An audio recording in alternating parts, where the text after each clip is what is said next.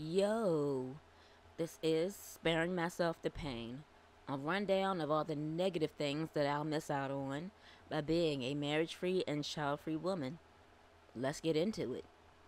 Painful thing number six, blended family. Even though I come from a blended family, I can't really speak on any of the negatives. The reason being is because I was an adult already when my mother married my stepfather, so I wasn't in the house. My youngest sister was still in the house, and my brother. Now, my stepfather has a son, and I think that he and my brother are closer in age. So they have more experience with that than I do.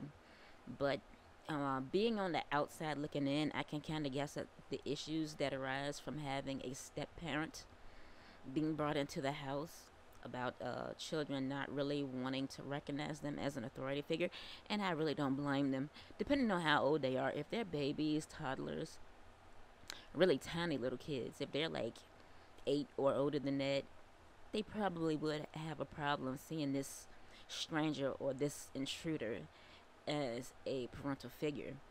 And it doesn't help that some step parents are assholes. They come in like a wrecking ball, just being really disrespectful, trying to put their foot down, and acting like it is their job to act like a prison warden. You know, and I don't really know what exactly they plan to gain from that.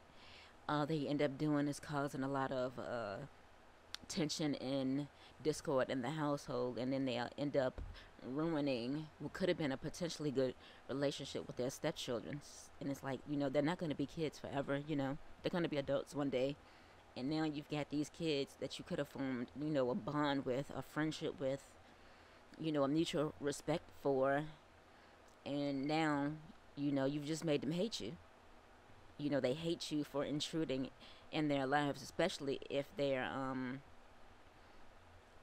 one of their bio parents actually died. Now, if it's due to divorce, that comes with its own issues because their other parent is still in the picture. It's like they figured, I have one father, I have one mother, you're nobody to me, I don't have to listen to you, so don't talk to me. I don't blame them for having that attitude if the step parent is an asshole. I really don't. It can also cause issues between like step siblings, one of the parents remarry or even both.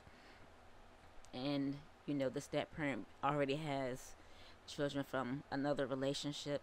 Now you have all of these kids who have to live in the same household. That can cause bullying if they just don't get along. They might not like each other, and they don't have to like each other. You can't force people to like each other. You can't force people to be friends. Now, I don't know why some adults have this idea that they can force siblings or step siblings to like each other. It's like, you as an adult, you pick your friends, okay? Kids can do the same thing. Now, all personalities aren't compatible. It's like, I wish a motherfucker would tell me at my age now that I have to be friends with somebody. I would say, fuck you, no, I don't. So I don't know why that doesn't also apply to kids. It just makes no sense to me. One huge thing that can cause a lot of tension between the children specifically is if there's like a massive economic disparity. Let's say that, you know, a man has 2 or 3 kids. He brings from a previous marriage. He marries a woman with 2 or 3 kids. And his ex-wife's family is like very, very wealthy, so they are able to spend a lot of money on his biological kids. They're able to, pay for their college, take them on these fancy vacations. They live in a mansion with an in-ground pool and all of this. But, his new wife comes from, a working class family, so they don't really have much. That can cause a lot of jealousy between those groups of kids because the stepchildren might feel like they're being left out, like they're being singled out and just discarded. Depending on how old they are, of course. If they're little kids, of course, they don't know any better. If they're teenagers, I'm pretty sure they would understand this situation. But, a situation can occur where, this woman coming from this working class family starts to be, an entitled bitch and pretty much suggesting that the extended family of his bio children treat her kids like family. you know, it's like, oh, well, they have all of this money, then they can pay for my kids too. They can pay for their college and they can buy them this and they can take them on vacation. And it's like, yeah, people who are that entitled do exist. It's unfortunate. And they really need to be slapped. But, that can cause issues where they try to force equality by not allowing the bio kids of that man to bring anything expensive into the house. It's like they're not allowed to bring their gaming systems into the house. They're not allowed to bring their designer clothes into the house. And if they bring anything into the house that is considered, a luxury, then they're forced to share it. And that can cause a lot of resentment. And, there's also the issue of space. Some people, they have to like downgrade to a smaller house or even to an apartment. If you have to go from living in a, let's say, a 4-bedroom house with 4 people to living in a 3-bedroom house with 5 people, that can cause a lot of comfort issues, privacy issues, especially if you have kids who are not accustomed to having to share a room, to being forced to share a room with a step sibling that they are actually not all that close to. That could cause a lot of discord and discomfort for everybody involved. And there's also the possibility of blatant favoritism. I'm pretty sure a lot of scapegoats, as they call themselves in families, can tell you all about how much it really, really hurts knowing that you are not your parents' favorite. You know, when you're living in a blended family type of situation, when your biological parent seems to favor their stepkids over you, I cannot even imagine how deeply that would cut. When, a man or a woman remarries, they have stepchildren, and they seem to care more about being liked by their stepchildren than being loved by you. It's a really shitty thing to do. And I question the intelligence of people who do stuff like this. People who get married, they drag their bio kids into sort of a blended family situation, and then they act like they don't actually care if the kids are happy.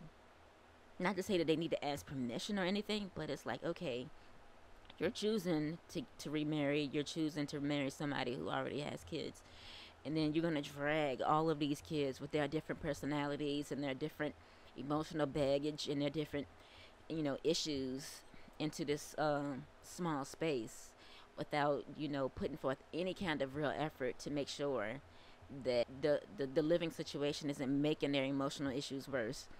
Okay, this is the result of either divorce or of a parent dying. So they're going to have different emotional trauma around those two events. If one of their parents died, especially a parent that they were very close to died, then of course they aren't going to be, super happy and super chipper about the situation unless they are babies and don't know any better. Okay, expecting tweens and teens to just forget that their mother died or forget that their father died and act like everything is, peachy is just ridiculous. They don't have any empathy at all, because these are the type of people who treat kids like accessories, like props, like they're not even people. And it's like, those kids, they're not going to be kids forever. They're going to be adults one day. And of course, they're going to grow up. They're going to hate you, and they're most likely going to end up cutting contact. So, if you're one of those people who remarry, throw your kids into sort of a blended family situation and then don't try to make it work, don't act shocked. Okay, when they're 20 or something years old, don't surprise Pikachu face when they don't want to talk to you. You're expecting them to prioritize your happiness and your emotional needs above their own, and that's not something that kids are able to do. It's not something that they should be asked to do. And I am glad that it's just something that I never have to deal with. I mean, there are especially since there are really, really easy ways to prevent all of these issues. Number one, the simplest thing to do is, number one, is to not have kids that you can't afford. A lot of the issues with like limited space, about them having to share bedrooms, and uh, financial inequality. Don't have kids that you can't afford. This is in regard to people who have kids in every single relationship. Like they'll get divorced, bring 3 kids from that relationship, and then have 3 more with the new spouse. Like that. What is the reason for doing that? Nobody needs to have a whole baseball team worth of kids anyway. So they create these issues themselves by you know breeding like stray dogs, and then of course when it leads to issues between the kids, they act like somebody else caused it. They act shocked, like they don't know. But yeah, I am from a blended family, but I've never had to deal with any of these issues, and I'm never gonna have to deal with these issues in the future because I will never, ever get married or have the kids. Remember, your life is yours to live, and you don't have to explain yourself to anyone ever.